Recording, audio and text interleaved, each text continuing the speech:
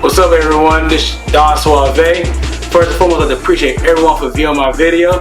Don't forget to like, share, and subscribe. Also comment. Also hit that notification button below as well. Alright, let's get on with the show. I'm so disrespectful. So disrespectful. I'm so disrespectful. So disrespectful.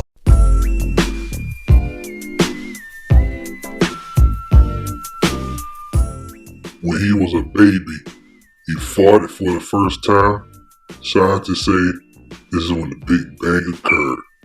Here is Don Suave. Yo, what's good, everybody? This is Don Suave back with another one for y'all. So make sure to like, share, subscribe to the YouTube channel, Broadcaster of the Seven Cities, and make sure to also subscribe to the podcast, So Disrespectful Radio Show. We're on a road to 100 subscribers, and we're on a road to blow up the podcast as well, to give not only myself opportunities, but also to give fans opportunity as well, as you have seen before on my show. Now, before we start, there's a quote from my listeners as well. Now, this right here, before when I did my inspirational quotes, I chose, either a celebrity or, certain type of people in life. But this one right here is one that's definitely dear to my heart. It's definitely personal for me. And I'm saying this quote to not only let you know that if he can do it for me, he can do it for you. So this is coming from Matthew 19:26 out of the Bible. And it states, which is one of the most famous scriptures that a lot of people know. Jesus looked at him and said, "With man, this is impossible, but with God, all things are possible." Do I need to explain that? Whatever you do, keep God with you. I always say this. It's 3 words I'd use for my business, for anything in life I like to try to go hard for. Faith, consistency, and hard work. And faith definitely comes from the Father who provides, the Heavenly Father. So now we right now go ahead with the show. Week 11 just finished up. So we're going to do a recap of Week 11. We're going to talk about some things that's happening right in the NFL. And then later on, we're going to talk more about the NFL, which is the Week 12. Update on the Thanksgiving Day games. Give our picks. And go on with the show. So I'm not going to stall y'all anymore. So let's go ahead and start it. We're going to start with Week 11. And we're going to start right about now. So Thursday, on November 17th, we had the Tennessee Titans taking on the Green Bay Packers. Tennessee wins that game 27-17. On Sunday, we had a lot of good games on Sunday, actually. A lot of games that came down to a few points. I mean, it's getting a little serious now. So let's start. The Chicago Bears took on the Atlanta Falcons, and the Falcons won that 27-24. Next, we had the Buffalo Bills taking on the Cleveland Browns. Buffalo wins 31-23. Remember I said before about these games? Philadelphia took on Indianapolis Colts, and Philly won by 1 point, 17-16. And literally a sleeper game, the New England Patriots took on the Jets, and the Patriots won 10-3. Literally, it came down to special teams that won the game, because the whole entire time it was 3-3 until that part happened at the end of the fourth. Next was the New Orleans Saints taking on the Los Angeles Rams. The Saints won that game 27-10. And again, a lot of us didn't nowhere near pick to win. The Detroit Lions played against the Giants. Detroit won 31-18. Baltimore took on the Carolina Panthers, and Baltimore won that 13-3. Next is the Commanders taking on the Texans, and we're going to talk more about that game later on as well. But right now, the Commanders won that game 23-10.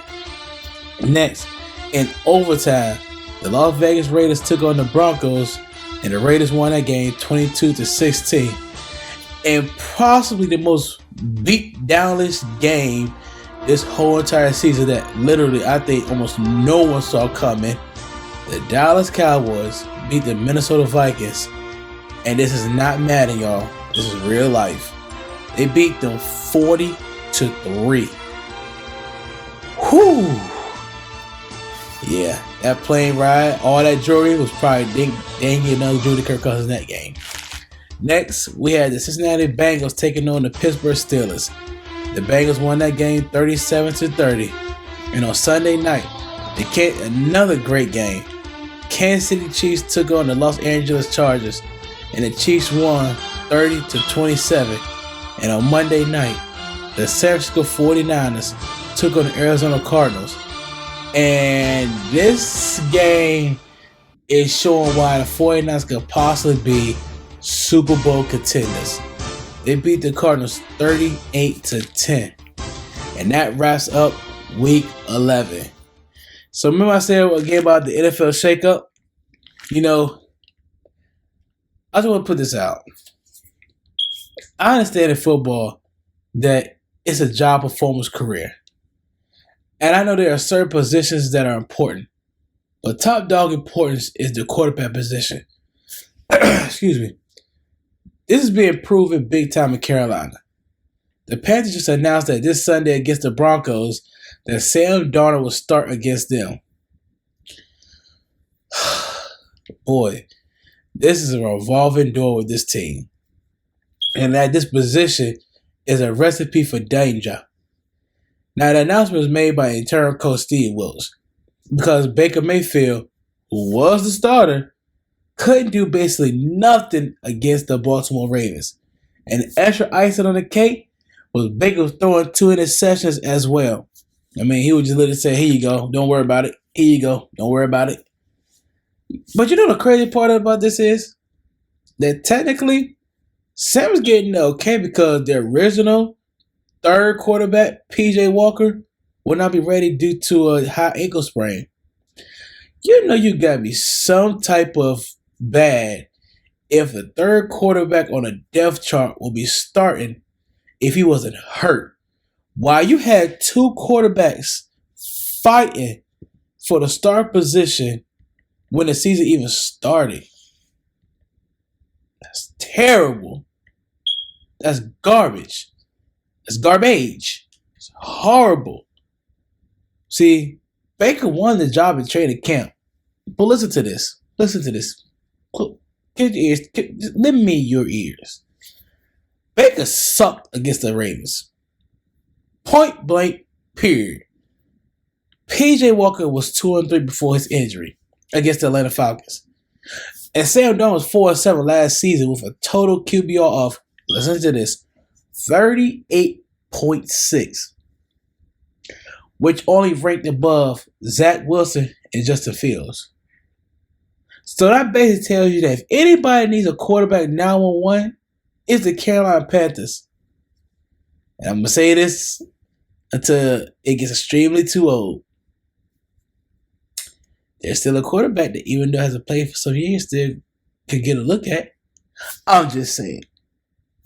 Ain't gonna say the names. But let's know his name rhymes with Ballin' Bappernick.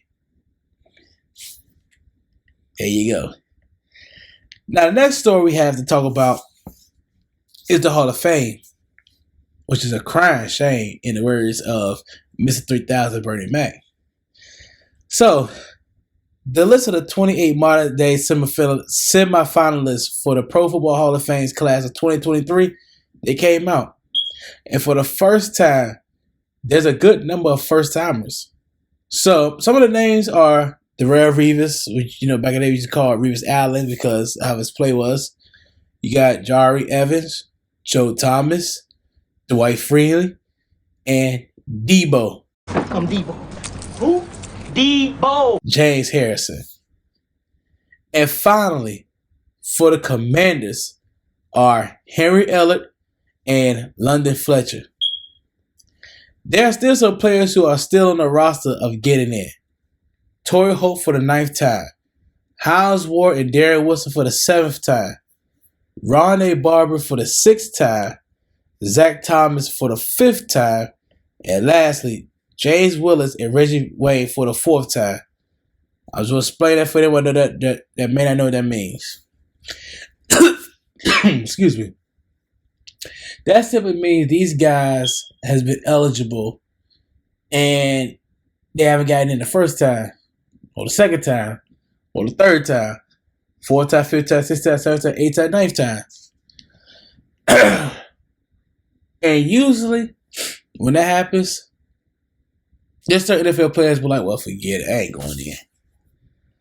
But then there are certain players that they have to wait. And it works out for them, i.e., Chris Carter.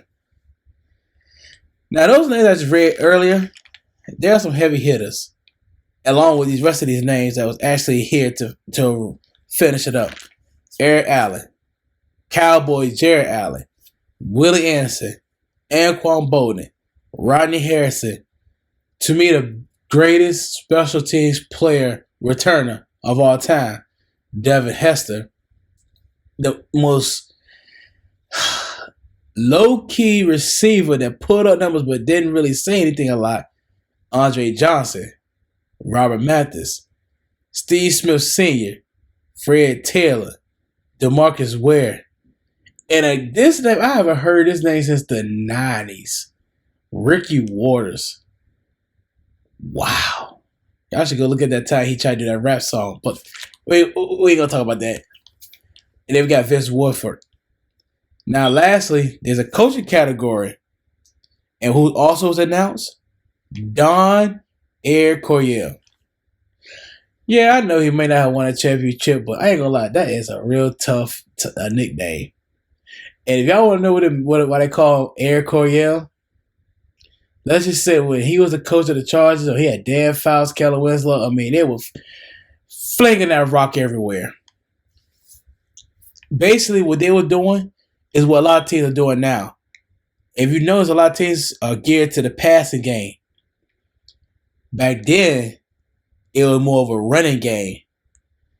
And they will pass, but, a lot of times back then, receivers got beat up a lot at the line of scrimmage. It was like when they got open, or if they can get open, they got beat up. That's why that's why now it's called the Mel Blount rule, because you can't touch receivers, and they try to do all these rules to protect the receivers. And anywho, that man was ahead of his time. Now, my opinion on the Hall of Fame and the requirements to get it are, I just feel like they're just all around. When the critics and former players said they'll let anybody get in, they're not lying. Looking at the list, you're sort of thinking, how in the world that guy's not in the Hall of Fame? But then there's some that's in the Hall of Fame, you also ask the question, how in the world is that guy in the Hall of Fame? I don't know. But what do you think? Is the NFL Hall of Fame valid or not? And when we come from break, we're going to do a Week 12 recap of the Thanksgiving Day games, and we're also going to do the picks for the rest of the games. You're listening to the So Disrespectful Radio Show. You have dreams, no matter how big or how small. Dort Financial Credit Union is here to help. Whether it's a new car, a new home, planning for retirement, or building a better community, we turn your dreams into reality. After he was born, he drove his mother home from the hospital. Here is Don Suave. Yo, welcome everybody to the show. So like I said before the break, we're going to discuss the games that's happening on Thanksgiving Day. Which before I do, I hope everyone had a great Thanksgiving. Hope everybody was safe. Hope everybody, did what you wanted to do, basically, which was eat, and eat. Also have drinks, but most importantly, be with the ones you love, your family, or whoever, your friends or whatever. Just be thankful for another day in the land of the living. Because as you're seeing right now, there's definitely no promise for tomorrow. That's why it's called a mystery. And every day is a gift That's why it's called a present. Live this gift. Be in the present and take every day. Definitely be grateful for every day. So on Thursday, we had 3 games for football. We had the Bills versus the Lions. We had the Cowboys versus the Giants. And then we had the Vikings versus the Patriots. And I would say Thursday really didn't disappoint at all. Every game was pretty good. So for starters, we'll do a recap. Buffalo took on the Detroit Lions and literally came down to a field goal. The Buffalo Bills beat the Detroit Lions 28-25. Then we had the Giants versus the Cowboys. Now, even though the score is 28-20, this game was Cowboys Day all day. I hate to say that because you'll find out why. But they ran them boys. And don't get me wrong, I know. Giants had a lot of injured players. But we already know NFL can get ruthless. Critics can get ruthless. They'll be like, no. That's why you have backup players. They need to be coached just in case they have to step up. But let's be real. And this is my show. I'm gonna say it like this. You got backups. Yeah, you got bench players. But there's a reason why some players that are starting are called stars. And some of them cannot be easily replaced. I don't care how much you think, because you may got this person in the backfield that it can easily be replaced. No. Sometimes that it factor cannot be replaced. So on to the next game, which is the later game, which is the Minnesota Vikings took on the New England Patriots. And the Vikings won that game 33-26. Now, since we were going ahead and got that out the way, I'll go ahead and do my NFL picks. So, we're going to start with the Buccaneers and the Browns. I have the Bucs winning that game. Titans and the Bengals. Titans win. Dolphins and the Texans. Do I even have to answer that question? For the sake of the podcast, Dolphins. Jets against the Bears. That's going to be a pretty good game. But I'm rolling with the Jets. Commanders and the Falcons. Now, this game is going to be important. Very important for both teams. Because this is implication of playoffs. Right now, the team that's holding the 7th spot is the Seattle Seahawks, 6-4. Okay? Washington is 6-5. The Falcons are 5-6. So, even though both is important, of course, by looking at that standard, this is a more important game for the Commanders. Because if the Commanders win, they'll be 7-5. They'll move ahead of Seattle. But of course, if Seattle wins, they'll be 7-4, which bumps them ahead of Commanders. Just because, we already know Seattle didn't take Commanders didn't take a bye week yet. So, everything even out. But if the Falcons win, the Commanders will be 6-6. The Falcons will be 6-6. So if it ever came down to who will get in between the Commanders and the Falcons and they both get the same record, Falcons will get in because they beat them. So this is a very important game. As for who wins, I'm going with the Commanders. Next, the Broncos and the Panthers. Sorry, both of these teams suck.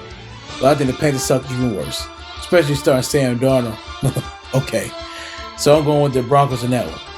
Ravens and the Jags. Ravens. I ain't got to explain that. Seahawks and the Raiders. I mean, I know you just think Seahawks are going to win this easily. But the Raiders, they just won in overtime against the Broncos. So who knows? But my mind's telling me Seahawks. So I'm just going to roll with that. Chiefs and the Rams. I think the Chiefs is too much of a power team for the Rams, so I'm just going with the Chiefs. 49ers and the Saints. I got told you before, I think 49ers could be a Super Bowl team. They got too many weapons on offense.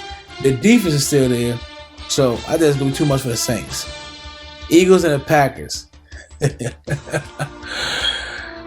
You know what's funny about this game, y'all?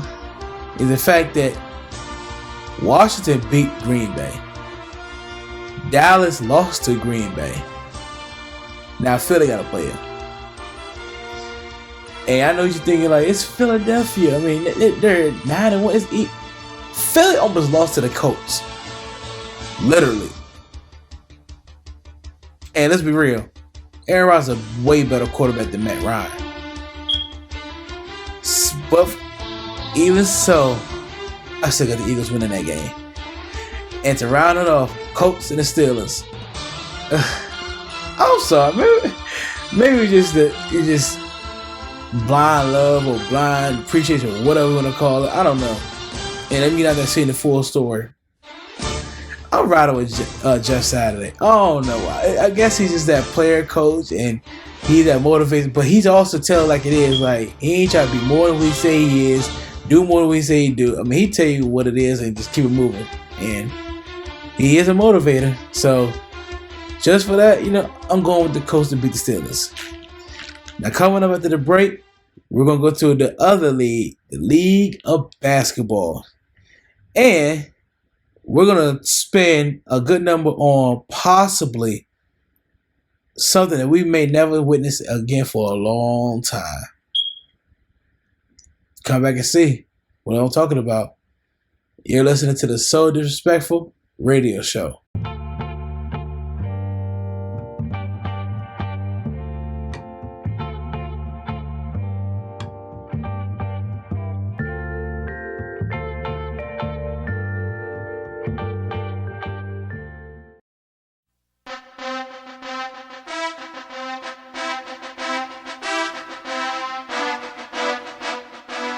The Dead Sea was alive until he swam there. Here is Don Suave. Welcome back to the show, everyone. This is Don Suave. So now we're going to look into the NBA. And we're going to just do a little bit of a recap of the games, recap of the standings so far, and we're going to do a full in-depth look into what we all are witnessing right now. History being made in front of our eyes. So, today, we're going to start with Saturday. We had the Toronto Raptors take on the Dallas Mavericks. The Raptors won that game 105-100. The Rockets took on the Oklahoma City Thunder, and they won 118-105. The Los Angeles Lakers takes on the San Antonio Spurs, and with defense as non-existent as all, the Lakers won that game 143-138, with LeBron having another double-double with 39 points and 11 rebounds.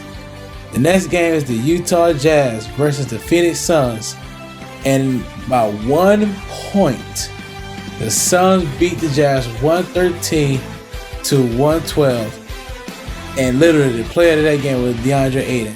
That man had 29 points and 21 rebounds. Let's not mention back to that Houston game. That player of the game, even though SGA had 32 points, that center for Houston had 21 points, 19 rebounds, and 7 assists. So, as for right now, updated schedule, the standings. We got the top 8 teams, and it's starting to get less separation now a little bit. In the East, we got the Celtics, Bucks, Cavs, Pacers, Hawks, and then a 3-way tie: Sixers, Raptors, Wizards. You know the funny thing about that is the Washington Wizards is the fact that they don't have Bradley Beal, who's the star, and right now they're still playing good, 10-9. And right under the who's fighting for position, you have the Knicks, the Nets, and the Heat. This is about, if everything keep going according to plan, it's gonna be a very interesting lead into the All-Star break, and then lead into who makes the playoffs. Now, as we go to the West, this is interesting. Because for a while now, the Utah Jazz been number 1. Now, they're number 8. Wow. I know. And another team is creeping right back up too. So, the number 1 team of the West, the Suns. Number 2, the Nuggets. And listen to this.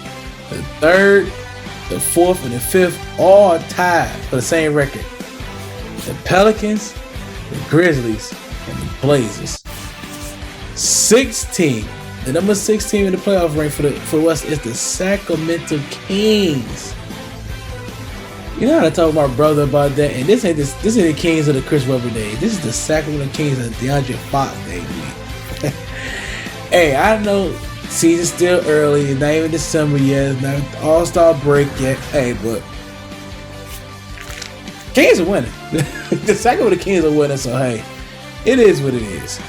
Then, like I said, number 7 is the Clippers, and number 8 is the Jazz. And what team is creeping up? The Timberwolves are 10-9. And right below them is that team that just gets on your nerves at times. They're fun to watch, but they get on your nerves at times. And that's the Golden State Warriors. Their record is 10-10. And then you have the Mavericks, the Thunder, the Lakers, the Spurs, and the Rockets. So that right there is your updated standings and your updated scores. Now, remember when I said that we are possibly witnessing something that no one thought would ever be done? We are literally watching it, paying close attention. Listen to this. Walter Johnson throws for 110 career shutouts. That's a baseball player. Cy Young's 511 wins. Jerry Rice career receiving yards. Michael Phelps 14 gold medals and counting. Wilt Chamberlain's 100-point game. You know why I read those? Those are just a few records that fans and other analysts believe that would never be broken. Another record that was thought to be untouchable because what a player would have to achieve would take a dominance of decades, which was the all-time scoring for the NBA, which is held by Kareem Abdul-Jabbar with 38,387. Kareem played for 20 years with the Milwaukee Bucks and the Los Angeles Lakers and had, without question, a stamp, no doubt about it, the most unstoppable move in NBA history, the skyhook. Now, I say it now, that record, which seems somewhat impossible to break, is in danger possibly this year, but definitely next year, bar injury. But who knows? But the kid from Akron, King LeBron James. Right now, LeBron has 37,311, which by calculations is 1,076 points away from tying the record. With 66 games left in the NBA, it could be by next year, bar injury again, that he could pass that record, which would be crazy because he is averaging 24.9 points per game. But he's also averaging this season 8.8 rebounds per game and 7 assists per game. Honestly, I believe that this is his main concern. Because at this point, there's no way the Lakers are making the playoffs, let alone sniffing anything that has the word finals hooked to it. But personally, this is just me. And yeah, you call me biased, but I'll always think Michael Jordan is the GOAT. And I can make a video explaining why, but I mean, let's be real. Let's keep it a buck. There are endless amount of videos on YouTube about the GOAT debate, and frankly, I don't need to speak on that. So besides that, you must appreciate exactly what we could be witnessing on this grand stage. Basketball-wise, LeBron James is definitely one of the greatest players of all time. There's no question about it. One of the best, if not the best drivers in a business. No question about it. He could make any team that he's on a championship team contender. He's won a championship on 3 different teams. his resume does speak for itself. But of course, that's the good. But he does have the bad, which gets brought out a lot. For example, the decision, which to me was one of the dumbest things ever. I'm sorry. That's just me. I don't need you going on ESPN, have an 8 o'clock slot, sit in front of a chair, talk to somebody. Look, they ain't got to do a TV special. You could at least came out and just, matter of fact, if you want to do a TV special about it, just come out and do a press conference or do a video from your house or something like that. But that's just me. And also another thing that's on his resume, which is he's just a nickname of La Gio. Because the many times he requested players, they didn't work out. I mean, how many players can I go by that he requested that just did not work out? When he was with the Cavs, he tried to bring Wade back. That didn't work out at all. Wade went to the Bulls.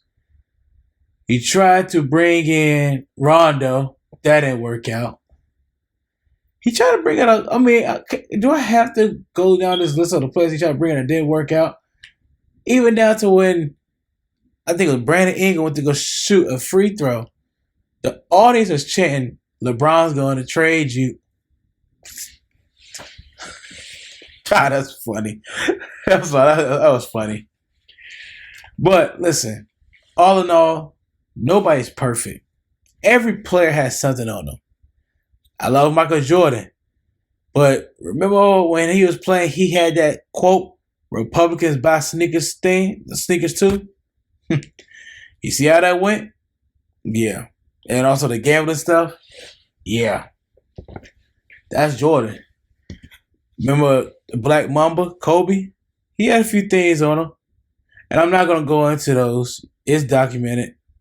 I respect Kobe too much. I mean, I understand.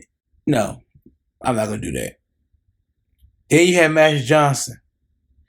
Remember he was in the 80s? They called the man Tragic Johnson because of that 1 year. And even wanted to be traded from the Lakers. Go look at the dynasty. Will Chamberlain, as dominant as he was, he's as having 100 points, as a man that was averaging ridiculous amount of things for points, rebounds, assists, blocks. He couldn't beat Bill Russell though. You can have all the stats, but if you ain't winning the big one, you just compiling stats. So it is what it is. But what makes the LeBron story remarkable, because even though he's 6'9", basically a freight train size of an athlete, he's relatable. And this record is happening in a modern era where internet, social media, multiple sports outlets are prevalent. Listen to what Kevin Durant had to say on what he thinks about potentially the record being broken. Be the number one in anything. It's 8 billion people in the world. We just figured that out last week. So to be the number one of all time at scoring the basketball, I mean, I'm sure it's going to be a range of emotions for him. To be in an era where we see this live is pretty cool as well. So, Kid probably can't even describe the emotions and feelings him and his family and his friends will go through. But, it's cool to see them. Yeah. I can say that it is pretty cool to see, because a lot of those records that many people believe won't be broken, I wasn't around for. And there wasn't any type of media coverage like it is today. So when it does happen, it would definitely be a flood of all the outlets. It will be talked about for ages. And this could possibly cement him in the GOAT conversations more than before. Look, you don't have to be a fan of LeBron. You don't have to like things he do. Okay, that's your opinion. But one thing you gotta do is respect this man. I mean, you talk about a guy who, I mean, you would think this man trying to live squeaky clean throughout his years. Literally. He hasn't been arrested. He hasn't been, put in the papers for an addiction. He has, his record is literally almost blemished. And what makes it even more that we opened a school for kids. He took part of social justices. Well, he did a lot of this stuff and spoke on this stuff. Basketball wise, okay, I understand, but anything else, you gotta respect this man. He literally used his platform, knowing he's possibly the biggest star of the NBA, to bring awareness to a lot of stuff, to achieve a lot of goals. So, for me personally, I take my hat off to that man and I salute him. Even though I'm still gonna believe Michael Jordan's the greatest of all time, that doesn't take away from that man's character. And LeBron, from being from outside looking at being a good person, and then the fact that he's doing for his kids, being a great father, you can't take away from that man. You gotta respect this grind, respect that man. Anything less, you need to take a look in the mirror. Now, coming up after the break, it is the Washington Commanders news. They take command. Stay tuned. You're listening to the So Disrespectful radio show. Hello, I'm Eco. Connect with our living planet with Eco Voyager, an all-new, fully immersive virtual reality experience. Reserve your visit at thelivingplanet.com.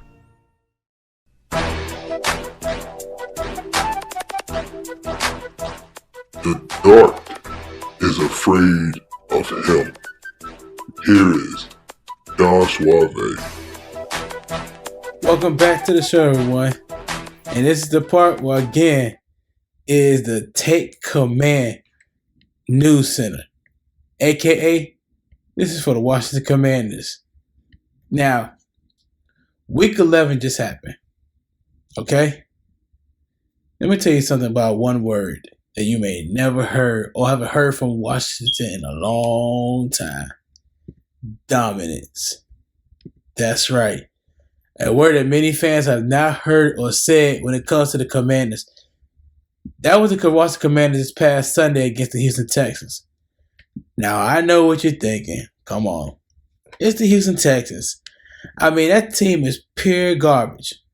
Well, my response to that is, tell that to the Philadelphia Eagles and the New York Giants, because they were in that game with them the whole time until towards the end of the game. This game just shows how good the defense can be, because the first score of the game was a pick six by Kendall Fuller for 37 yards. Joey Slye again had a good game of kicking. With his total kicks, he added 11 points to the game. There was only one touchdown on offense with the Commanders, which was a 10-yard run by Curtis Samuel in the second quarter. And that's it. Honestly, there's nothing to speak on with the Houston Texans. They literally did absolutely nothing on offense, except at the end of the game when the quarterback David Mills ran in for a touchdown. That's it. They ran the ball 16 times for 21 yards. David Mills threw for 169 yards, okay? But he added 2 interceptions. Like I said, dominance. The Commanders' offense ran the ball 40 times for 153 yards and 1 touchdown.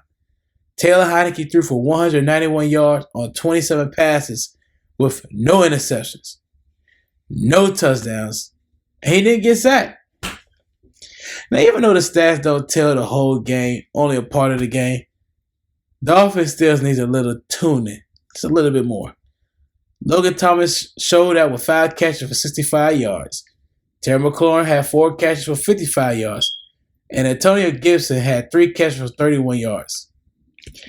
Now look, let's just stop the cat. Let's just stop it all right now. We all know a win is a win is a win. And that's all that matters. But this was not hold up against teams that have a good offense and a defense. Washington defense may be improving big time, but they're not the 85 Bears or the 2000 Ravens or the 2002 Bucks. They still have holes in that defense that can be exposed at times. But the main thing that needs to happen is everybody needs to be healthy. We just see what happens when a team defensive players are not healthy. and they run into a good offensive team. I'm talking about the Giants and the Cowboys game on Thanksgiving. Now, since the Cowboys won and the Giants lost, Washington, if they win against the Falcons, are literally one game behind for the third place, If you look at the standings for the NFC East, for one, it's the best winning division in the NFL. Long shot from being called the NFC least. Now, we're the NFC beast. Excuse me, I had to gloat for that one. Washington win streak can land them in the playoffs. And 3 of the rest of the schedule has 3 games against NFC East opponents.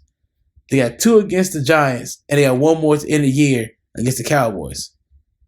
As a fan, I would love for that to happen because we all know once you're in the playoffs, I don't care what your record looks like. And it's been proven before. It's any given Sunday, and any team can luck up and win. You don't believe me? Remember when the Saints went in the playoffs 7-9 that year? And a lot of people was like, oh my God, why they in the playoffs? They won their first game against the Saints. So it's any given Sunday, anything can happen. Now coming up after the break, we'll speak a little bit more on the Commanders. And we're going to dig deep into them towards the next game against the Atlanta Falcons. Stay tuned.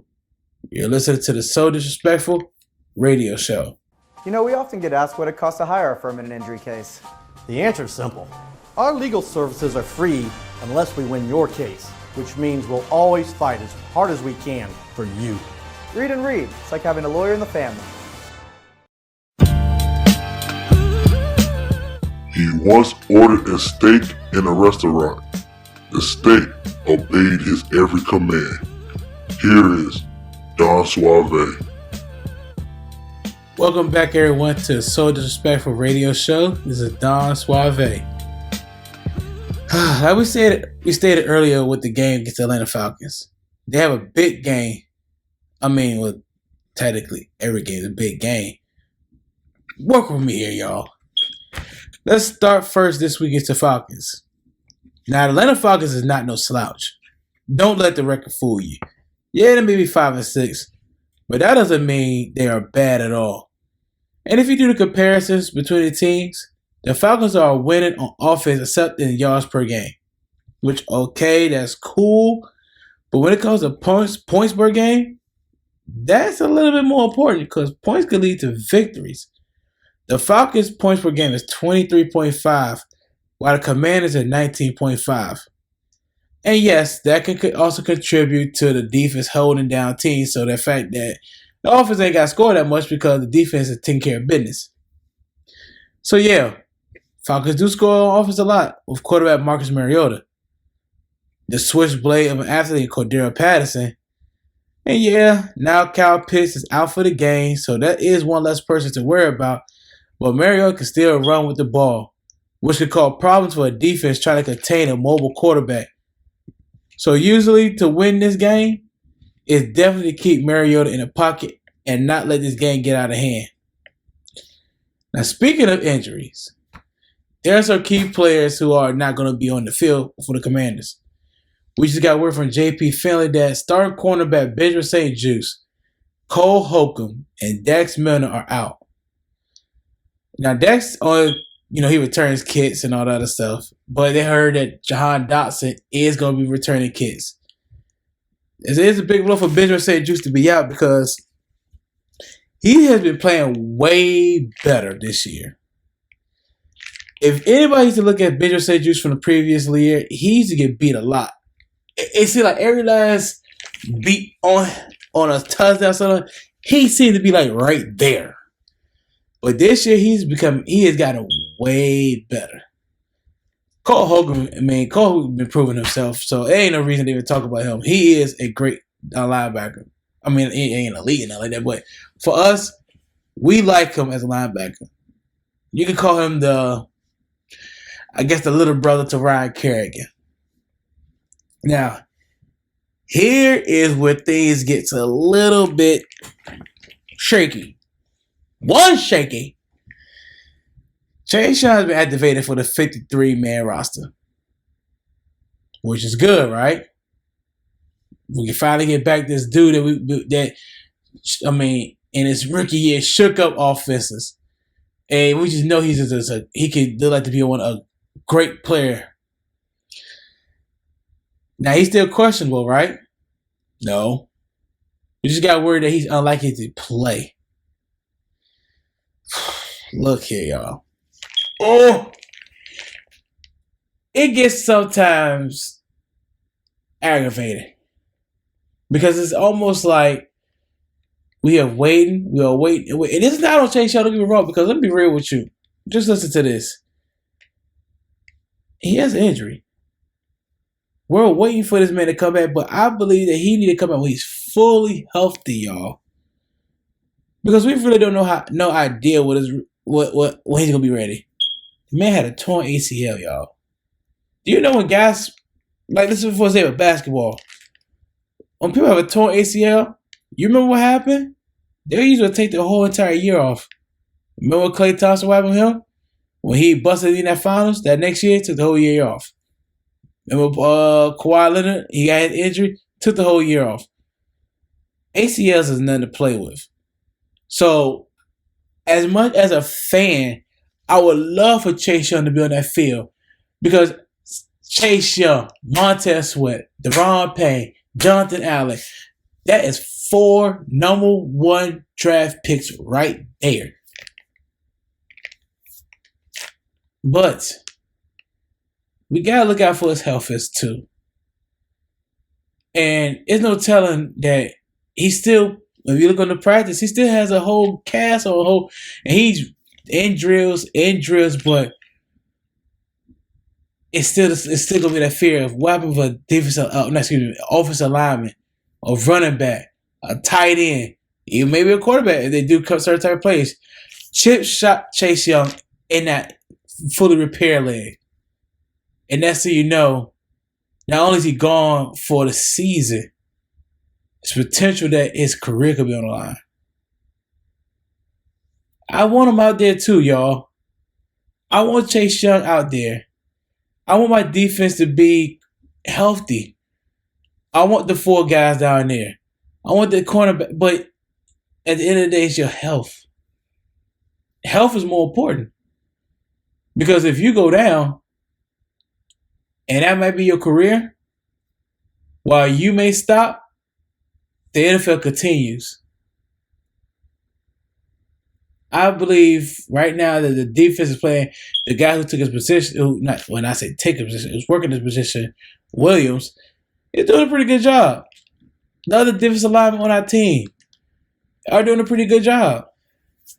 Because they're playing with passion, they're playing with togetherness. And those things that you really can't teach. It has to be natural. So we'll get him back this year, hopefully. And if not, at least we know that by next year, he'll be fully healthy because he'll have almost 2 years to regenerate. Now, my prediction for the game is 24-21 Commanders. I just really truly believe that the way the Commanders are playing, they're playing with so much passion, so much determination that we haven't seen this in a long time. The same characters, the same passion, the same everything was questioned towards them early in the season.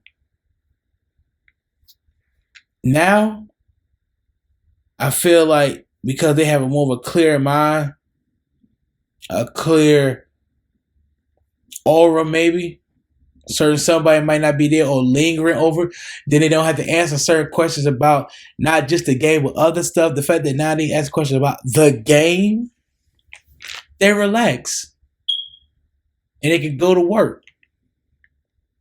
And I feel like that defense goes to work. It seems like as a person who looks at football all the time, plays some football, Washington, it seems like they never blitz. And I'd be screaming at the top, blitz. But then when you look at the game, you be like, Well, our 4D linemen do be putting pressure on the quarterback, so maybe you don't have to blitz. You can send Davis or whoever the linebacker is to coverage or have him spy. Because honestly, I think Jamin Davis, not John Bostic, should be spying on Marcus Mariota. Because once again, Mariota can run. You're going to always need that fast linebacker or somebody to stop him. When the defensive line comes, make sure you force him to stay in the pocket. So if you have to work around, whatever. But when you collapse in the middle, he can run around, and then he's dangerous in the open field. But if you have a lineman right there trailing him, and they break out, and he tries to run it, a defensive linebacker come right at him. And that should be Jamin Davis, because he is fast, and he could possibly be the one to spy on him. So we'll see exactly what happened, but that's my prediction. The Commanders will beat the Falcons 24-21 to go to 7-5 for Week 12. Now, coming up after the break, we're going to wrap this thing up. Thank you very much. Stay tuned. You're listening to the So Disrespectful Radio Show. Christmas is right around the corner. Get the tool you need to deal with situations like this, the Aqua Weed Stick. Simply push, hook, pull, or even cut weeds off your boat trailer with ease with the Aqua Weed Stick. Yeah. You was once bitten by a poisonous snake, and after a month of excruciating pain, the snake died. Here is Don Suave. Welcome back. This is Don Suave of the So Disrespectful Radio Show. Well, that's it for the show, everyone. I'd like to thank everybody who listened. I'd like to thank everybody who subscribed. And I'd like to thank everybody for the support. So the other ones who listen to the show, make sure to subscribe to the YouTube channel, Broadcast of the Seven Cities. Like, share, subscribe, and comment as well. And also subscribe to the podcast, So Disrespectful Radio Show. So until next time, stay blessed, stay good, stay lifted. Peace. I'm so disrespectful. So disrespectful. I'm so disrespectful. So disrespectful.